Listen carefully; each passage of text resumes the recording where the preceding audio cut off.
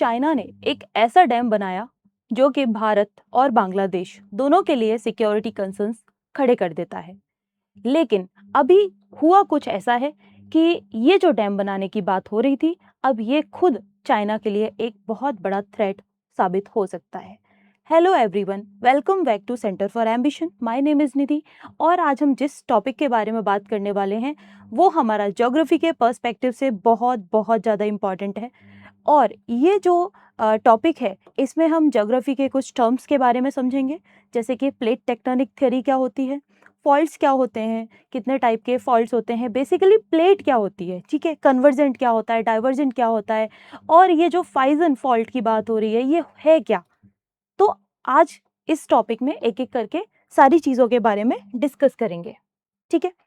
तो सबसे पहले जानते हैं कि पूरा सिनेरियो है क्या। तो हुआ कुछ ऐसा है कि जो चाइना है वो ब्रह्मपुत्रा रिवर पर, जैसे कि आपको पता होगा ब्रह्मपुत्रा रिवर जो है वो बेसिकली तिब्बत से निकलती है, ठीक है। इस रिवर के ऊपर क्या कर रहा है चाइना, चाइना एक डैम बना रहा था, एक हाइड्रो पावर प्रोजेक्ट तैयार कर रहा था, ठीक है। अब ये इसको लेकर के इसके जो साइंटिस्ट है, इवन जो चाइना के साइंटिस्ट हैं, उन्होंने क्या बोला है कि ये एक बहुत बड़ा सिक्योरिटी, एक बहुत बड़ा थ्रेट, एक इकोलॉजिकल थ्रेट साबित हो सकता है अगर ये जो मेडॉग पावर प्रोजेक्ट है अगर इसको कंटिन्यू किया गया तो, ठीक है। क्या बोला है वहां के साइंटिस्ट ने, चाइना के साइंटिस्ट ने खुद ये बात बोली है कि ये चाइना के लिए बहुत बड़ा सिक्योरिटी, बहुत बड़ा थ्रेट, इकोलॉजिकल थ्रेट साबित हो सकता है, ठीक है। तो ये कुछ हमारा न्यूज़ है। ओके, अब उससे पहले मैं आपको बता दूं, मैं बात करूंगी ब्रह्मपुत्र रिवर के बारे में। जैसे कि आप सबको पता होगा कि ब्रह्मपुत्र रिवर जो है बेसिकली 3 कंट्रीज से होके निकलती है, ठीक है। अब ये जो चाइना है, चाइना के साथ हमारा कोई डायरेक्ट बाउंड्री नहीं है, बट क्योंकि चाइना ने तिब्बत को क्या किया है, ऑक्यूपाई किया हुआ है, इलीगल उसको ऑक्यूपाई करने की वजह से कहीं ना कहीं चाइना वो हमारे लिए एक थ्रेट की तरह काम करता है, not as a neighbouring country, ठीक है। तो अभी बेसिकली प्रॉब्लम क्या हुई है कि जैसे आपको पता होगा ये है तिब्बत वाला रीजन, ठीक है। यहाँ पे तिब्बत रीजन में यहाँ पे जो कैलाश माउंटेन है, ठीक है, कैलाश माउंटेन जो है, कैलाश माउंटेन के पास एक ग्लेशियर है जिसका नाम है आंगसी ग्लेशियर, ठीक है। क्या नाम है, आंगसी या चेमयंग डंग, आप कुछ भी कह सकते हैं, जनरली इसको आंगसी ग्लेशियर कहा जाता है। तो आंगसी ग्लेशियर से एक रिवर निकलती है, ठीक है, यहाँ से एक रिवर फ्लो होती है और ये रिवर फ्लो होते होते इंडिया में यहाँ पे नामचा बारवा है, ठीक है। क्या है यहाँ पे, नामचा बारवा, यहां से एंटर करती है, ठीक है। यहां से जब ये एंटर करती है ना तो एक बहुत ही डीप गॉर्ज फॉर्म करती है, एक बहुत बहुत ज्यादा डीप गॉर्ज फॉर्म करती है, ठीक है, बहुत बड़ा यहाँ पे ग्रेट बैंड लेती है। फिर ये रिवर यहाँ से होते हुए असम वगैरह से होते हुए और ये बांग्लादेश में निकल जाती है और फिर बाद में ये बे ऑफ बंगाल में जाके, ठीक है, अपना पानी वहां पे वो हो जाता है, ठीक है, ये मिक्स हो जाती है, ठीक है, ओशन में जाके। अब होता क्या है कि ये जो ब्रह्मपुत्रा रिवर है इसको यहाँ पे तिब्बत रीजन में इसको यहाँ पे कहते हैं यारलंग सांगपो, ठीक है। क्या कहते हैं इसको, यारलंग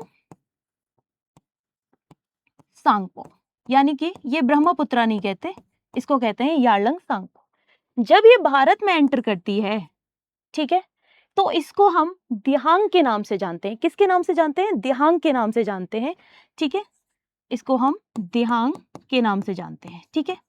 उसके बाद जब ये असम वाले एरिया में आती है और यहाँ पे ये 2 रिवर्स के साथ मिलती है, एक है दिवांग, एक है दिवांग और दूसरी रिवर है लोहित, आपने नाम पढ़ा होगा। ये दोनों ब्रह्मपुत्र की ट्राइब्यूटरीज हैं। जैसे ही ये असम में आने के बाद 2 रिवर से मिलती है, एक हो गया दिवांग और दूसरा लोहित, जब इन दोनों रिवर के साथ मिलती है तो इसका नाम हो जाता है ब्रह्मपुत्रा, ठीक है, इसका नाम हो जाता है ब्रह्मपुत्रा। ओके, उसके बाद जब ये रिवर बांग्लादेश में एंटर करती है तो इसका नाम हो जाता है जमुना, ठीक है। यहां तक समझ आया आपको, बेसिकली एक ओवरव्यू मिल गया अबाउट ब्रह्मपुत्रा रिवर। तो अब आपको समझ आया होगा कि अगर मैं ये सब हटा दूं, यहां मैं बात करूं कि ये जो एंट्री, इसका जो एंट्री पॉइंट है टुवर्ड्स इंडिया, यहाँ पे ये एक ग्रेट बैंड होता है नामचा बारवा के पास, और ये जो बैंड है ये एक बहुत ही डीप गॉर्ज बनाती है रिवर यहाँ पे, और वो जो डीप गॉर्ज है वो अप्रोक्स 2000 मीटर का होता है, ठीक है, अप्रोक्स 2000 मीटर का वो गॉर्ज होता है। तो चाइना कर क्या रहा है, चाइना इसी पॉइंट पे यहीं पर अपना प्रोजेक्ट लगा रहा है, अपना हाइड्रो पावर प्रोजेक्ट लगा रहा है, जिसका नाम है Maddock dam. I am sure आपको ये समझ में आ गया होगा कि बेसिकली पूरा कहाँ पे ये, इसका पोजीशन कहाँ पे है। तो आपको ये पोजीशन की वजह से समझ में आ रहा होगा कि ये इंडिया के लिए कितना बड़ा, और इंडिया के साथ साथ बाकी के पूरे इवन बांग्लादेश के लिए, इवन चाइना के लिए कितना बड़ा प्रॉब्लमेटिक सिचुएशन क्रिएट कर सकता है, इकोलॉजिकल डिसबैलेंस हो जाएगा, ठीक है यहाँ पे। क्योंकि ऑलरेडी हिमालय क्या है, हिमालयन रीजन जो है वो क्या है, अर्थक्वेक प्रोन एरिया है। तो ऐसे एरियाज में अगर आप कुछ ऐसा करते हो तो क्या होगा, प्रॉब्लमेटिक होगा, ठीक है। आगे चलते हैं, वापस न्यूज के पास आते हैं, ठीक है। तो क्या कर रहा है, मेडॉक हाइड्रो पावर प्रोजेक्ट लगा रहा है, ठीक है, क्या कर रहा है, मेडॉक हाइड्रो पावर प्रोजेक्ट लगा रहा है चाइना, वो भी कहाँ, ब्रह्मपुत्र रिवर पे, ठीक है। आपको समझ आया कि कहाँ पे लगाया जा रहा है अब ये डैम। ये जो डैम बनाने की बात हो रही थी उस ग्रेट बैंड के पास हो रही थी, जो मैंने अभी आपको पीछे समझाया, इस ग्रेट बैंड के पास ये लगाने की बात हो रही है। इस वजह से क्या होता है कि यारलंग सांगपो ब्रह्मपुत्र रिवर को कहाँ कहते हैं, तिब्बत रीजन में, ठीक है। उसके बाद जब ये इंडिया में एंटर करती है तो ब्रह्मपुत्र, देन अगर ये बांग्लादेश में एंटर करती है उसके बाद, तो इसको हम जो बोलते हैं जमुना बोलते हैं, ठीक है। तो अब आप सोचिए, एक रिवर है, 3 नाम है, और एक रिवर की वजह से अगर ऐसा कोई डैम बनता है तो वो कितना खतरनाक साबित हो सकता है, ठीक है। तो यही बात जो है वो चाइना के साइंटिस्ट ने बोली है कि ये एक बहुत बड़ा सिक्योरिटी, एक बहुत बड़ा इकोलॉजिकल पॉइंट ऑफ व्यू से बहुत बड़ा कंसर्न हो जाएगा, ओके।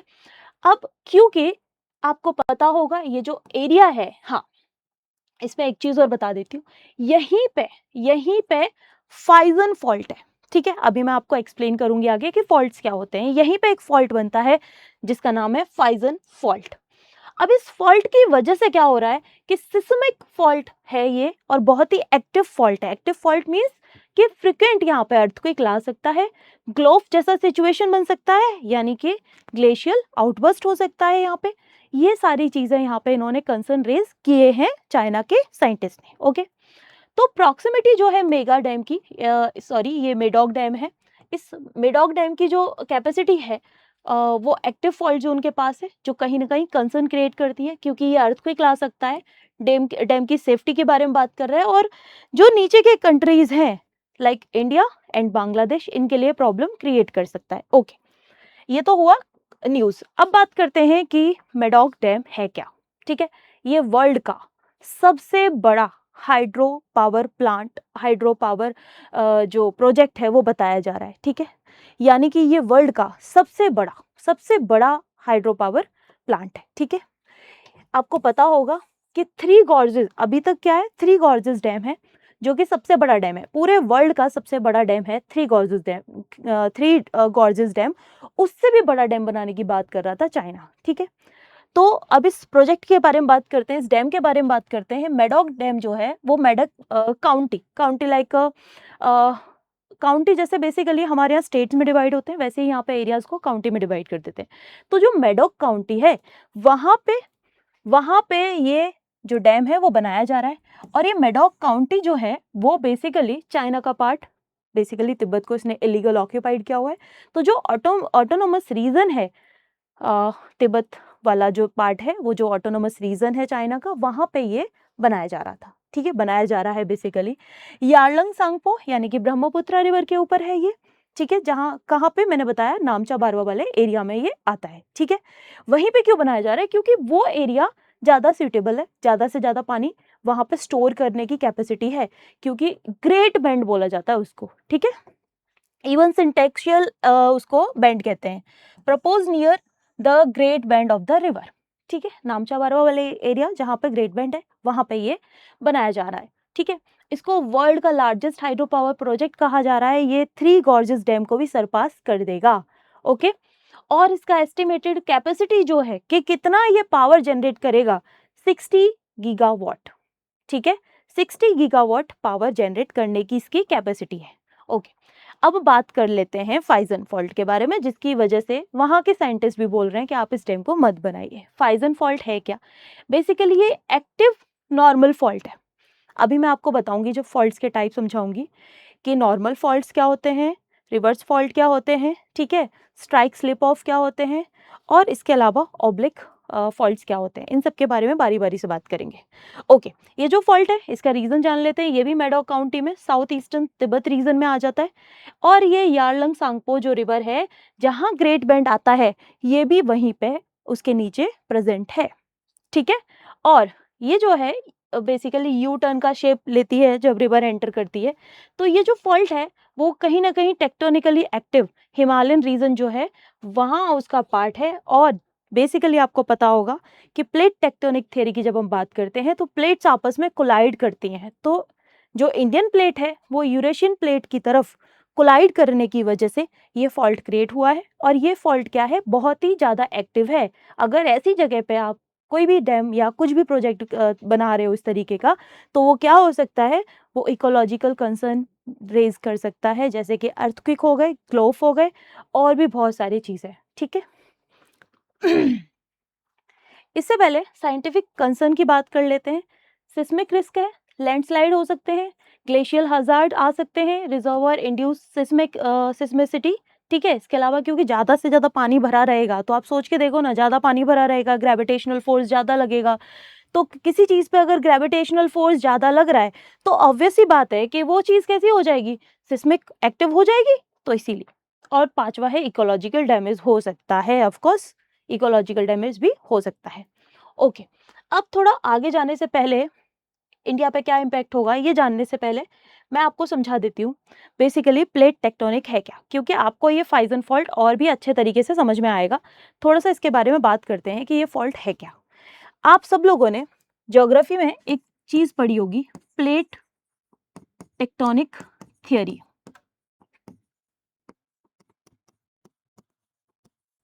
ठीक है, plate tectonic theory. I am sure ये सब आप लोगों ने पढ़ा होगा। इसके बारे में थोड़ा बात करते हैं। बेसिकली होता क्या है, ये अर्थ है, ठीक है, ये अर्थ है। अर्थ का जो अपर सरफेस है, फॉर एग्जांपल ये अर्थ का अपर सरफेस है जहां मैं, आप लोग, हम सब रहते हैं, ठीक है। लाइक ये कोई ह्यूमन बना देते हैं, ये यहाँ पे रहता है, ये है अपर सरफेस जहां पे हम सब लोग रहते हैं, ठीक है। अब आप देखोगे कुछ एरियाज में पानी भी होता है, दैट मीन्स के कॉन्टिनेंट्स एंड ओशियन दोनों चीजें हैं। अब जब मैं अपर सरफेस की बात करती हूँ, तो जो हमारा अपर सरफेस होता है वो आपको पता है कैसा है, वो कैसा है, वो है सॉलिड, ठीक है। यानी कि अपर सरफेस को अगर मैं लिथोस्फेयर कहूँ तो, अब आप कहेंगे कि मैम ये लिथोस्फेयर क्या होता है, यानी कि जो 100 किलोमीटर तक का एरिया होता है सरफेस पे आप खड़े हो, आप अगर 100 किलोमीटर तक नीचे जा रहे हो, ठीक है, अर्थ के सरफेस पे, तो उसको लिथोस्फेयर कहते हैं, ठीक है, जो कैसा है, सॉलिड है। ओके, अब अर्थ के नीचे क्या है, अर्थ के नीचे जब आप देखोगे कि अर्थ, जैसे फॉर एग्जांपल ये अर्थ का एक पार्ट ले लिया मैंने, ठीक है, यहां मैंने ओशियंस बना दिए जो कि थोड़ा, ठीक है, यहाँ पे मैं, आप, पेड़ पौधे, सब कुछ इस तरीके से है। ये अर्थ का इंटरनल पार्ट है, यहाँ होता है मैग्मा लिक्विड फॉर्म में। क्या होता है, यहाँ मैग्मा होता है जो कंटिन्यूस क्या कर रहा है, मूवमेंट में है, ठीक है। जस्ट इमेजिन ऊपर कोई चीज सॉलिड है और उसके नीचे कोई चीज लिक्विड है, जब वो लिक्विड चीज मूवमेंट करेगी कंटिन्यूस, ठीक है, उस मूवमेंट की वजह से जो ऊपर का सरफेस है वो कहीं ना कहीं ब्रेक होगा, उसमें कुछ ना कुछ क्रैक्स आएंगे, टूटेगा, ठीक है। इसकी वजह से ये जो मैग्मा है ना, ये जो मैग्मा है, इस मैग्मा की वजह से ये ऊपर का जो सरफेस है वो ब्लॉक्स में टूटेगा। ओके, तो इन्हीं ब्लॉक्स को क्या कहते हैं, प्लेट्स कहते हैं, सिंपल। पहले आपको समझ में आना चाहिए ना प्लेट क्या होती है, इंडियन प्लेट क्या है, यूरेशियन प्लेट क्या है। तो बेसिकली हमने 7 मेजर प्लेट्स डिवाइड की हुई हैं, ठीक है, जिसमें आपकी यूरेशियन प्लेट, इंडियन प्लेट, इस तरीके से 7 प्लेट्स। इसके अलावा कुछ माइनर प्लेट्स हैं, जैसे आप नाज़का प्लेट पढ़ोगे, ठीक है, कैरोलिन प्लेट्स की बात करोगे, ये छोटे मोटे प्लेट्स हैं, ठीक है। अब क्या होता है, ये जो प्लेट्स है ना, इनके मूवमेंट की वजह से, सॉरी, इस मैग्मा के मूवमेंट की वजह से प्लेट्स टूट गए। अब प्लेट टूटे हैं और मैग्मा तो कंटिन्यूस मूव कर रहा है, उस मूवमेंट की वजह से कुछ तो ऐसा होगा कि प्लेट्स आगे पीछे दाएं बाएं कहीं तो मूव करेंगी ना। ऑब्वियस ही बात है, कोई चीज टूटती है, टूटने के बाद कहीं तो वो सेट होगी। ओके, जैसे आप इंडिया को देखोगे, इंडिया अभी आपको जहां दिखाई देता है, पहले वो वहां पे नहीं था। हजारों साल पहले इंडिया पहले कहाँ था? इंडिया हुआ करता था अफ्रीकन वाले कॉन्टिनेंट के पास, क्योंकि आप देखोगे ना मेडागास्कर वाला एरिया, तो वहां से आपको लगेगा अगर आप फिट करने की कोशिश करोगे तो फिट हो जाएगा। इस तरीके से साइंटिस्ट का मानना है कि ये क्या है, पूरा जो एरिया है वो मैग्मा है, मैग्मा के अंदर होने की वजह से सॉलिड पार्ट क्या हो रहा है, सॉलिड पार्ट टूटता है, ठीक है।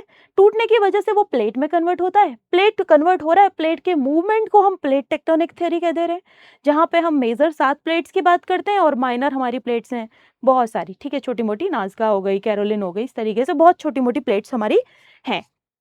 यहां तक आपको समझ आया? अब मैं आगे बात करती हूँ, ठीक है। अब ये जो प्लेट टेक्टोनिक थियरी बनी, इसके बाद प्लेट्स भी आपको समझ में आ गए। अब ये प्लेट बाउंड्रीज क्या होते हैं? अब कुछ तो, जैसे मैंने बोला, प्लेट कहीं तो मूव कर रहे होंगे ना, तो ये प्लेट के मूवमेंट को ही जब कहीं ना कहीं सेट होते हैं तो इसको कहते हैं प्लेट बाउंड्रीज, बराबर है, ठीक है, प्लेट बाउंड्रीज। अब आपने पढ़ा होगा कि 3 तरीके के जनरली प्लेट बाउंड्रीज, 3 टाइप होते हैं इसके। पहला हो गया कन्वर्जेंट। कन्वर्जेंट कन्वर्जेंट का मतलब क्या होता है? मान लीजिए एक ब्लॉक ये है, एक ब्लॉक ये है, ठीक है, कन्वर्ज हो रहा है। क्या हो रहा है? कन्वर्ज हो रहा है, यानी कि आपस में जुड़ने की कोशिश कर रहा है। जब भी कोई चीज आपस में एक दूसरे को धक्का दे के आएगी तो क्या होगा? वहां पे क्या होगा? टूटेगा, ठीक है। वहां पे क्या होगा? कोई चीज टूटेगी, ठीक है। टूटने की वजह से यहाँ पे क्या बनेंगे? फॉल्ट्स आएंगे, और यही फॉल्ट्स, जैसे आप देखोगे माउंटेन्स वगैरह जो निकलते रहते हैं, जैसे Himalaya is a live example of convergent plates, ठीक है। उसके बाद एक होता है डाइवर्जेंट, ठीक है। डाइवर्जेंट क्या होता है? डाइवर्ज हो रहा है, ठीक है, दूर जा रहा है। दूर जाने की वजह से क्या हो रहा है? बीच में स्पेस हो जा रहा है। बीच में स्पेस होने की वजह से क्या हो रहा है? कुछ तो वहां नया क्रिएट होगा। ये एक प्लेट थी, ये दूसरी प्लेट थी, ये एक दूसरे से दूर जा रहे थे, ठीक है, एक दूसरे से दूर जा रहे थे। अगर आप देखोगे, जो आप मिड ओशियनिक रिज देखोगे, या फिर अटलांटिक ओशियन को अगर आप देखोगे, वो एस शेप में आपको दिखेगा। क्या हुआ है? बेसिकली अफ्रीकन कॉन्टिनेंट अलग जा रहा है, और वो जो हमारा साउथ अफ्रीकन जो है, सॉरी, साउथ अमेरिकन कॉन्टिनेंट जो है वो अलग जा रहा है। दोनों के अलग जाने की वजह से गैप आ जा रहा है, और उस गैप को फुलफिल कौन कर रहा है? ओशियन फुलफिल कर रहा है, ठीक है। ये हो गए आपके डाइवर्जेंट। एक होते हैं आपके ट्रांसवर्स, ठीक है, एक होता है आपका ट्रांसवर्स। इसमें क्या होता है? इसमें क्या है, ना तो ये दूर जा रहा होता, ना ये पास जा रहा होता। ये क्या करता है? एक दूसरे के ऊपर स्लाइड ऑन करता रहता है, ठीक है। लाइक ये एक प्लेट है, ये दूसरी प्लेट है, ये क्या करते रहेंगे? फ्रिक्शन करते रहेंगे। तो यहाँ ऑब्वियस ही बात है, ना तो कुछ ट्रांसफॉर्म होता है, सॉरी, ना तो कुछ कंस्ट्रक्ट होता है और ना ही कुछ खराब होता है, ठीक है। ये ऐसे चलता है। अब बात कर लेते हैं फॉल्ट्स की, कि फॉल्ट्स क्या होते हैं, ये फाइजन फॉल्ट बना कैसे, ठीक है, फाइजन फॉल्ट बना कैसे। जैसे मैंने आपको बताया कि बेसिकली हमारे 4 तरीके के फॉल्ट हम पढ़ते हैं, जनरली कुछ लोग 3 फॉल्ट्स भी पढ़ाते हैं। मैं आपको 4 फॉल्ट्स के बारे में बात कर रही हूँ। एक होता है आपका नॉर्मल फॉल्ट। क्या होता है? Normal fault. ये जो आपका फाइजन फॉल्ट है, वो कैसा फॉल्ट हमने पढ़ा? Normal fault. नॉर्मल फॉल्ट में क्या होता है, जैसे कि आप मान लीजिए कि आपके पास 3 ब्लॉक थे, ठीक है, आपके पास 3 ब्लॉक है, गॉट इट। अब क्या होता है, ये 3 ब्लॉक में बेसिकली ये बीच वाला ब्लॉक क्या है, ये बोलता है कि मेरे को नीचे जाना है, और सिचुएशन कुछ ऐसी हो जाती है कि ये बीच वाला ब्लॉक आ जाता है नीचे, बाकी के साइड वाले 2 ब्लॉक्स ऊपर ही रह जाते हैं, ठीक है। तो जब ये नीचे खिसक जाता है तो इसे कहते हैं नॉर्मल फॉल्ट। ये क्या हुआ? ये नीचे चला गया, इसको कहते हैं हॉस्ट, और ये आपकी ग्रिवन वैली बन जाती है। क्या बन जाती है? ग्रिवन वैली, ठीक है। तो ऐसा ही कुछ है फाइजन फॉल्ट का, ठीक है।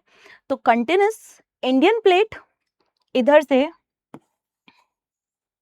ठीक है, इधर से क्या हो रहा है, इंडियन प्लेट ऊपर की तरफ भाग रही है, ठीक है, नॉर्थ ईस्ट डायरेक्शन है इसका, क्या है, नॉर्थ ईस्ट डायरेक्शन है।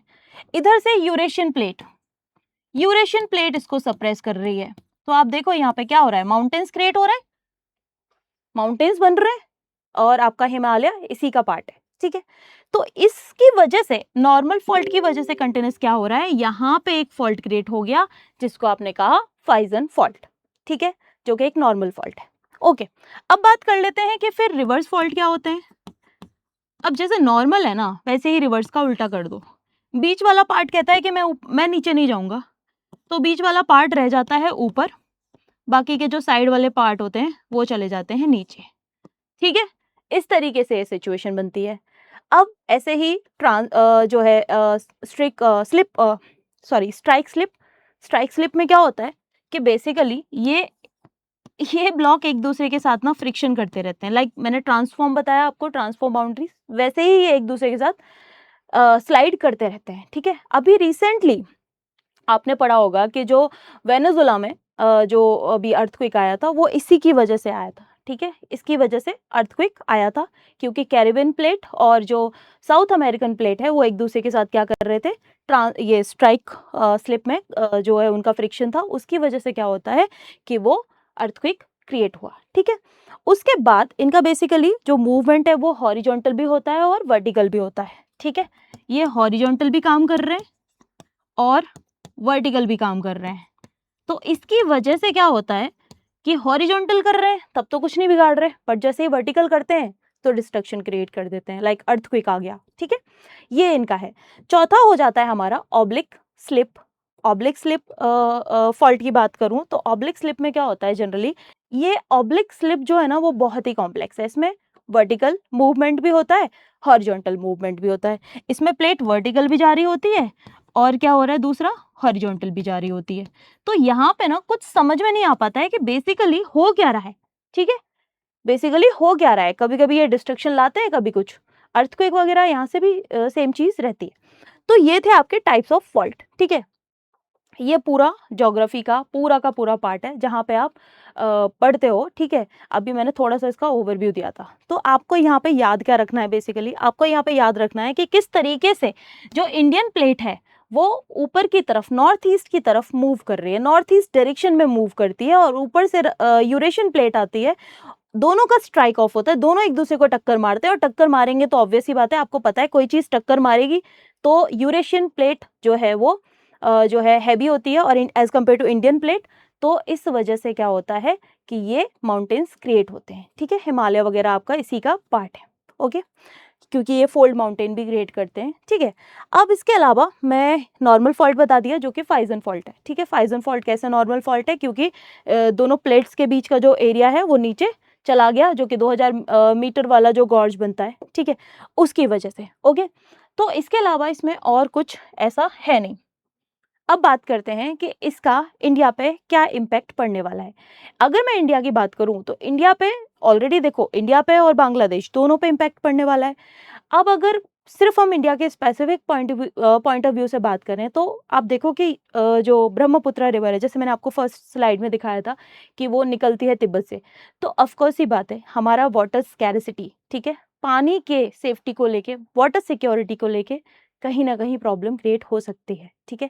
क्योंकि अगर इतना बड़ा डैम बनेगा जो कि वर्ल्ड का सबसे लार्जेस्ट हाइड्रो इलेक्ट्रिक जो डैम है वो बनाया जा रहा है, तो इंडिया के लिए भी ये सिक्योरिटी कंसर्न भी हो सकता है, ठीक है।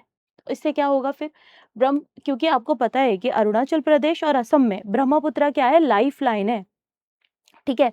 अगर ब्रह्मपुत्र को ही अगर आप उसका पानी थोड़ा सा जो है रोक दोगे तो क्या होगा, फिर प्रॉब्लम हो जाएगी।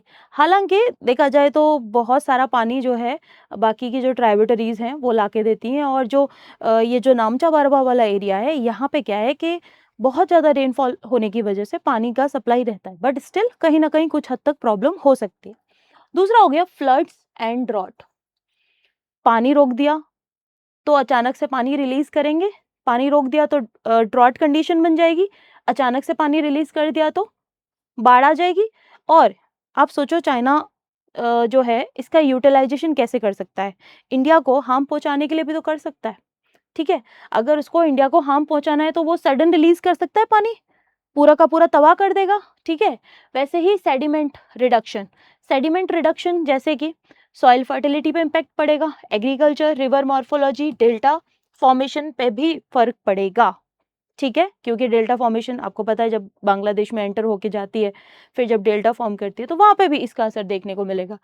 नेशनल सिक्योरिटी हमारे लिए कहीं ना कहीं सबसे मेन प्रायोरिटी पे है। ठीक है, क्योंकि चाइना जिस तरीके से हरकत करता है हर बार, वो इसका एक स्ट्रैटेजिक लीवरेज यानी कि बहुत स्ट्रैटेजिकली फायदा उठाने की कोशिश करेगा, इंडिया को कहीं ना कहीं एज अ अपने इस डैम को एज अ वेपनाइज करने की कोशिश करेगा अगेंस्ट इंडिया। ओके, और दूसरा हो गया, हाँ यहाँ पे एक शब्द आया ट्रांसबाउंड्री। ट्रांसबाउंड्री का मतलब क्या होता है? ठीक है, क्योंकि ये छोटे छोटे टर्म्स ना आपको पता होने चाहिए कि ट्रांसबाउंड्री क्या होता है। ट्रांसबाउंड्री का मतलब होता है कि जब कोई river more than one country निकल के जा रही होती है, जैसे आप ब्रह्मपुत्र की बात कर लो, मैंने अभी बात आपको बताया कि ब्रह्मपुत्र 3 कंट्रीज से होके निकलती है। ठीक है, तिब्बत यानी कि चाइना, और इसके अलावा इंडिया, देन बांग्लादेश।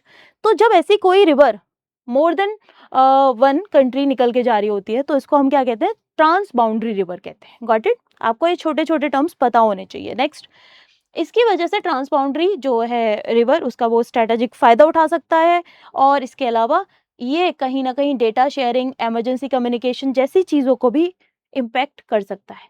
क्योंकि आप सोचो वहाँ पे डैम बनाएगा, डैम के बहाने क्या करेगा? अपना मिलिट्री जो है सिक्योरिटी के नाम पर जो है लगा देगा और कहेगा कि हम तो सिक्योरिटी कर रहे थे अपने डैम की, और क्या करेगा उससे? इंडिया की इंफॉर्मेशन कम्युनिकेशन इश्यूज उसको बढ़ जाएंगे। ठीक है, और इकोलॉजिकल इम्पैक्ट, ऑफ कोर्स ये बात है कि जितना अभी हमने पढ़ाया आपको कि ये क्या है, ये यहाँ पे एक फॉल्ट है जो कि क्या हो सकता है? अर्थक्वेक आ सकते हैं। अर्थक्वेक प्रोन एरिया है ऑलरेडी, आप वहाँ पे कंस्ट्रक्शन करने जाओगे तो क्या होगा? अर्थक्वेक ही आएंगे, और आप उनको और भी ज़्यादा वल्नरेबल बना दोगे। ठीक है, नॉर्थ ईस्ट रीजन को, इंडिया का जो नॉर्थ ईस्ट पार्ट है वो और भी ज़्यादा वल्नरेबल हो जाएगा टुवर्ड्स अर्थक्वेक। ग्लोफ क्या होते हैं? ग्लोफ का मतलब होता है, कभी आपने देखा है ग्लेशियर्स का आउटबर्स्ट हो जाना अचानक से?